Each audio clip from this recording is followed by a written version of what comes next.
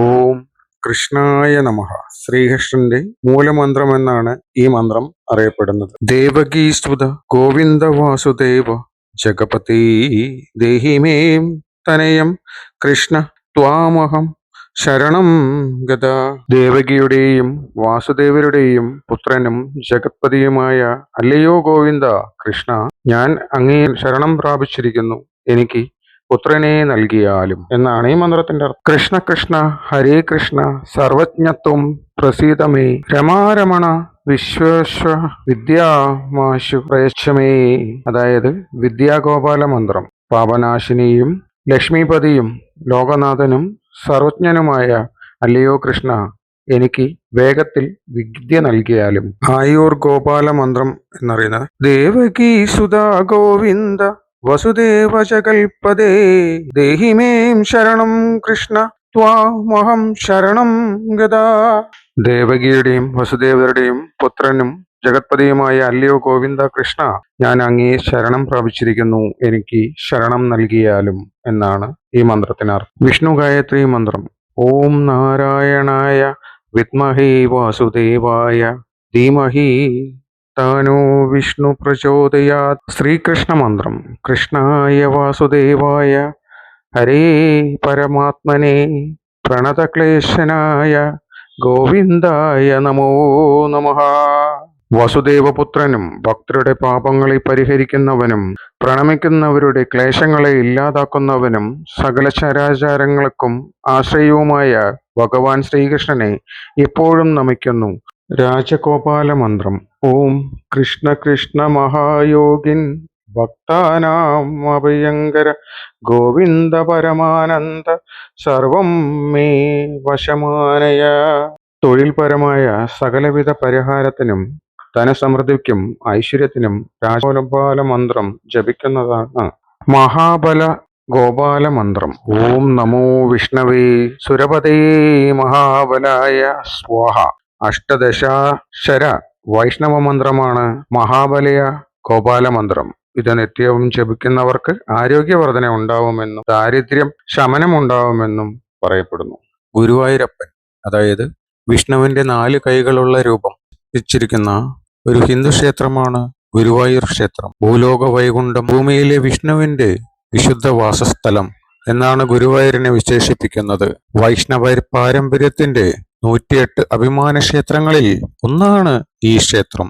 ശംഖ്, പാഞ്ചജന്യം, സുദർശനം, ഗദകൗമോദകൈ, തുളസി മാലയുള്ള താമര എന്നിവ വഹിക്കുന്ന 4 കൈകളുള്ള വിഷ്ണുവാണ് കേന്ദ്ര കഥാപാത്രമായി ഗുരുവായൂർ വസിക്കുന്നത്.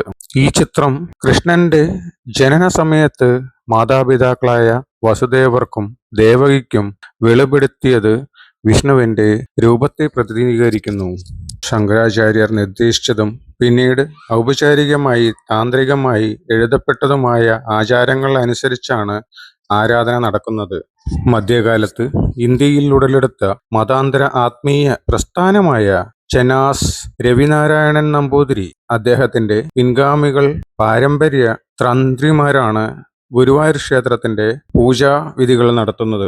ഗുരുവായൂരപ്പൻ. ഗുരുവായൂർ ക്ഷേത്രത്തിന്റെ അധിപനാണ് വിഷ്ണുവിന്റെ രൂപത്തിലുള്ള ഗുരുവായൂരപ്പൻ. തന്റെ ശിശുരൂപത്തിൽ കൃഷ്ണനായി ആരാധിക്കപ്പെടുന്നു.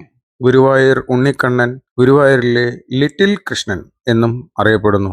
കേരളത്തിലെ തൃശ്ശൂരിലെ ഗുരുവായൂർ ഈ ക്ഷേത്രം സ്ഥിതി ചെയ്യുന്നത്. അത് ദേവന്റെ പേരിൽ അറിയപ്പെടുന്നു. ചതുർബാഹുവായ 4 കൈകളുള്ള വിഷ്ണുവിന്റെ പ്രതിഷ്ഠയാണെങ്കിലും ആരാധകരുടെ സങ്കല്പം പ്രതിഷ്ഠ കൃഷ്ണന്റെ ശിശുവാണെന്നാണ്. കംസന്റെ ജയിലിലെത്തിയതിന് തൊട്ടു പിന്നാലെ തന്റെ മാതാപിതാക്കളായ വസുദേവനും ദേവകിയും കൃഷ്ണൻ വെളിപ്പെടുത്തിയ പൂർണ്ണരൂപത്തെ പ്രതിനിധാനം ചെയ്യുന്നു. അതിനാൽ ദേവൻ കൃഷ്ണനെയും വിഷ്ണുവിനെയും പ്രതിനിധീകരിക്കുന്നു. തെക്കൻ ദ്വാരക എന്നറിയപ്പെടുന്ന ചരിത്രപ്രധാനമായ ശ്രീകൃഷ്ണ ക്ഷേത്രമാണ് ഗുരുവായൂരുള്ളത്. കേരളത്തിലും രാജ്യത്തുടനീളമുള്ള ഏറ്റവും ആദരണീയവും പ്രശസ്തവുമായ തീർത്ഥാടന കേന്ദ്രങ്ങളിൽ ഒന്നാണിത്. 1638 പുനർനിർമ്മിച്ചതായി വിശ്വസിക്കപ്പെടുന്നു. ക്ഷേത്രത്തിനുള്ളിലെ വാസ്തുവിദ്യാ ശൈലിയും വ്യക്തിഗത ഘടകങ്ങളും ഈ സ്ഥലത്തിന്റെ ചരിത്രത്തിന്റെ മനോഹരമായ പ്രതിനിധാനങ്ങളാണ്. പാരമ്പര്യം അനുസരിച്ച് ശ്രീകോവിൽ കിഴക്കോട്ട് അഭിമുഖമായി 2 ഗോപുരങ്ങളും, ഒന്ന് കിഴക്ക് കിഴക്കേ നട, മറ്റൊന്ന് പടിഞ്ഞാറ് പടിഞ്ഞാറേ നട എന്നിങ്ങനെയാണ്. നാലമ്പലത്തിന്റെ മുൻഭാഗത്തും കിഴക്ക് ഭാഗത്തും ചതുരാകൃതിയിലുള്ള ഒരു സ്തംഭം, ദീപസ്തംഭം എന്ന് വിളിക്കപ്പെടുന്ന പ്രകാശത്തൂണുകൾ കിടക്കുന്നു. അത്തരത്തിലുള്ള നിരവധി ദീപസ്തംഭങ്ങൾ ക്ഷേത്രത്തിലുണ്ട്. കിഴക്ക് ഭാഗത്തെ ദീപസ്തംഭത്തിന് 24 അടി ഉയരമുണ്ട്. 13 വൃത്താകൃതിയിലുള്ള പാത്രങ്ങളുമുണ്ട്. ഇത് കത്തിച്ചാൽ അത് തികച്ചും മനോഹരമായ കാഴ്ചയാണ്. ധ്വജ സ്തംഭമാണ് ഇവിടത്തെ മറ്റൊരു പ്രസിദ്ധമായ കാഴ്ച. 70 അടിയോളം ഉയരമുള്ള പൂർണ്ണമായും സ്വർണം പൊതിഞ്ഞ പതാക സ്റ്റഫ് ആണ്. ചതുരാകൃതിയിലുള്ള ശ്രീകോവിലിൽ 2 കോണിപ്പടികളും 3 മുറികളുമുണ്ട്. ഗർഭഗൃഹ എന്നറിയപ്പെടുന്ന അകത്തെ മുറിയുമുണ്ട്.